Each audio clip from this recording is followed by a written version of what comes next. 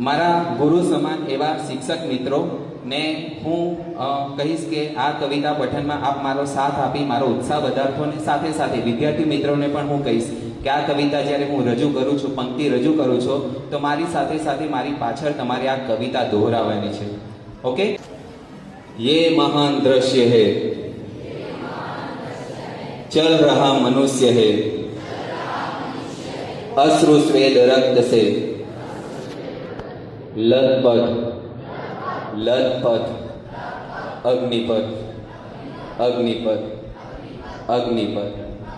तू ना रुकेगा कभी, तू ना मुड़ेगा कभी, तू ना झुकेगा कभी.